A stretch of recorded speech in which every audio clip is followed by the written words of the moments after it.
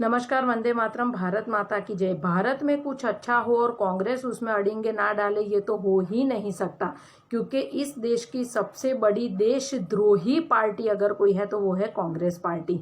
तो उन लोगों ने अभी भाड़े की 2 कौड़ी की बीवी 2-3 दिन के लिए वो लोग भाड़े पे लाए थे, साकेत गोखले नाम की, जिसने PIL दायर की थी इलाहाबाद हाई कोर्ट में कि ये भूमि पूजन रोक दिया जाए। तो मैं गोखले को बता देना चाहती हूँ, ये तेरे 7 पीढ़ी के जो पूर्वज है ना, वो भी नहीं रोक पाएंगे। और दूसरा कि इस मंदिर का पुनः निर्माण हो रहा है, नव निर्माण नहीं हो रहा है, क्योंकि वो जगह हमारी थी, हमारी आस्था का प्रतीक था, और जिसके ऊपर हमारे संविधान के हिसाब से सुप्रीम कोर्ट ने थप्पा लगाया है। ठीक है, तो अगर वो जो अभी भगवा कपड़ा में जो दलाल बैठा है स्वरूपानंद में, उसको भी बोलना चाहती हूँ। क्या बोल रहा था वो कि उस दिन अशुभ मुहूर्त है। अशुभ तो एक ही दिन था जब कांग्रेस पार्टी बनी थी इस देश में। वो दिन सबसे काला दिन और अशुभ दिन माना जाएगा। और जिस दिन तुम जैसे दल्ले भगवा पहनकर हमारे धर्म को बदनाम करने के लिए पैदा हुए ना, वैसे दिन होते हैं अशुभ स्वरूपानंद। तो तुम्हें उस दिन की चिंता करने की जरूरत नहीं है। तुम दिग्विजय के तलवे चाटो और दिग्विजय तुम्हारा इटली वाली अम्मा के तलवे चाटेंगे। तुम लोगों का और कोई काम नहीं है। ठीक है, पैसे फेंके तो तुम तो वो कुत्ते हो जो चवन्नी लेकर बाजू वाले को बाप बोल दो। तो तुम लोगों का कोई इतना इंपॉर्टेंस है नहीं। तो तुम लोग अपनी जगह पर अपनी अलग ही राजनीति चलाओ। दूसरा मैं बोलना चाह रही थी कि मुझे ये नहीं समझ में आता कि कभी आपने किसी भी मुसलमान को, चाहे वो नियमित नमाज करता होगा या नहीं करता होगा, या दरगाह जाता होगा या नहीं जाता होगा, लेकिन कभी भी आपने कोई एक मुसलमान ऐसा देखा है जो अपने धर्म के खिलाफ खड़ा हो? हमारे हिंदू ही इतने नीच है। हाँ, मैं ये शब्द बोल रही हूँ जो मुझे शायद नहीं बोलना चाहिए। हमारे हिंदू इतने नीच है जो कांग्रेस के सपोर्टर है कि वो इन लोगों के इशारे पर हमारे देश में हमारे धर्म का वो लोग अपोज करते हैं, उसके विरोध में खड़े रहते हैं इन 2 कौड़ी के लोगों के चलते। तो मैं उन लोगों को बता दूं कि इन लोगों का तो कुछ नहीं जाएगा। कल को उठ के इनको यहाँ से लात पड़ी ना, तो इटली की उनकी अभी भी नागरिकता चालू ही है, तो ये लोग तो यहाँ से चले जाएंगे। लेकिन तुम्हारी अगर तैयारी हो ना, तुम्हारी बीवियां और बेटियों को बुरखे में अब्दुल से शादियां करवाने की, तो अपने धर्म के खिलाफ तुम लोग जाना। क्योंकि आज अगर हिंदू एक हुआ है, उसका परिणाम तुम लोग देख रहे हो। अगर तुम्हें खुद अपनी बर्बादियां करनी है तो तुम कांग्रेस के हिसाब से चलो। पूरी कांग्रेस पार्टी का सिर्फ एक ही मोटिव है, इस देश में जातिवाद फैलाओ, इस देश में दंगे फैलाओ, इस देश की बर्बादियां देखो। इसके अलावा उनको कोई काम नहीं है। तो मैं हिंदू हो, जो हिंदू होकर भी कांग्रेस के सपोर्टर है, हाँ, लोगों की विचार अलग हो सकते हैं। तुम्हें मोदी से तकलीफ है, हो सकती है। तुम्हें सोनिया गांधी की गोरी चमड़ी अच्छी लगती है, हो सकती है। तुम्हें दिमाग बगैर का वो गधा अच्छा लगता है, हो सकता है। लेकिन तुम हमारे धर्म के खिलाफ जाओगे? मतलब वो लोग अगर तुमको, मतलब तुम क्या हो? तुम एक नॉर्मल कार्यकर्ता हो जिसकी कोई वैल्यू नहीं है, चप्पल के बराबर भी तुम नहीं हो इन लोगों के।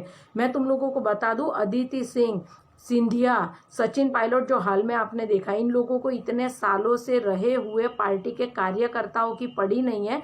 क्यों? क्योंकि वो लोग देश हित के बारे में अगर बात करें तो वो इन लोगों को हरगिज मंजूर नहीं है। तो साले तुम लोगों ने अपना ईमान धर्म बेच दिया है क्या, कि हम लोग अगर कुछ भी हो जाए हम हमारे देश के खिलाफ भी जाएंगे? मतलब तुम किस हद तक गिर चुके हो कांग्रेसी हो, ये तुम्हें पता है? इन लोगों का तो कुछ भी नहीं है। मतलब देखो, एक कबाड़ी से शादी करके आज रॉबर्ट वाड्रा कहाँ पर बैठा है, जो भिखारी अपनी बीवी के लिए घर नहीं खरीद सका और सरकारी जमाई बन के बैठ गया था, भिखमंगे को अभी लात पड़ी तब जाकर निकलेगा। तुम लोगों को क्या मिल रहा है? तुम रहते हो इतने बड़े घरों में, तुम रहते हो इतनी अय्याशियां करके, तुम्हारे बच्चे क्या मनाते हैं हेलीकॉप्टर और फ्लाइट में अपना बर्थडे? तो तुम किस हिसाब से इतने गुलाम बने पड़े हो कि उनके कहने पर राम मंदिर का विरोध कर रहे हो?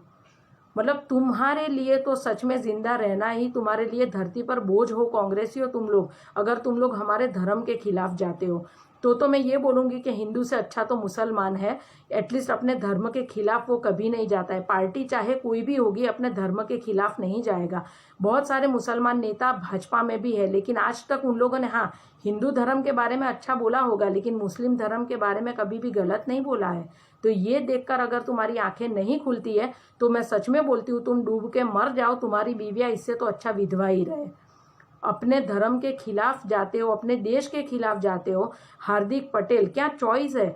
भीम आर्मी का वो रावण गटर छाप, मतलब इन लोगों को ये लोग सपोर्ट कर रहे हैं जो इतनी छोटी उम्र में। हार्दिक को कोई यहाँ पर चपरासी ना रखे, वो 2 कौड़ी के लुक्खे को इन लोगों ने अध्यक्ष बनाया। क्यों?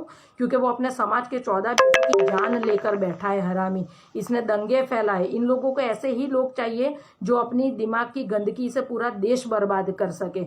और तुम उसमें अगर घुलना मिलना चाहते हो तो तुम अब सच में बोल रही हूँ, अब तुम्हें और तुम्हारी आगे वाली पीढ़ी हिंदुओं को, जो कांग्रेस के सपोर्टर है, तुम्हें कोई नहीं बचा सकता है। खुद भगवान भी आकर तुमको नहीं बचा सकता। मैं अभी भी बोलती हूँ, हिंदुओं एक हो जाओ, नहीं तो तुम्हें बचाने वाला कोई नहीं होगा। और रही नरेंद्र मोदी की बात, लोग ये बोलते हैं कि उनको ये पूजा करने का कोई अधिकार नहीं है। तो मैं ये बोलना चाहती हूँ, जिसने मेहनत की होगी वो उसका सच्चा हकदार होता है। आज अगर मोदी जी ने इतनी मेहनत की है देश को एक करने में, देश को आगे लाने के लिए, तो उस इंसान से अच्छा इंसान इस चीज़ के लिए कोई नहीं हो सकता है। तो उस दिन अपने घर में रहे, उत्सव मनाए और अपने चेहरे पर वो खुशी रखे, क्योंकि ये हमारे धर्म की, हिंदुओं की जीत है। इस वजह से उस दिन को आप ज़रूर मनाएं, सेलिब्रेट करें 5 अगस्त को। नमस्कार, वंदे मातरम, भारत माता की जय। और हाँ, मेरा भारत महान है और महान रहेगा हमेशा के लिए। तो इसको तोड़ने वालों की टांगे तोड़ दी जाएगी, ये आप मत भूलना। भारत माता की जय।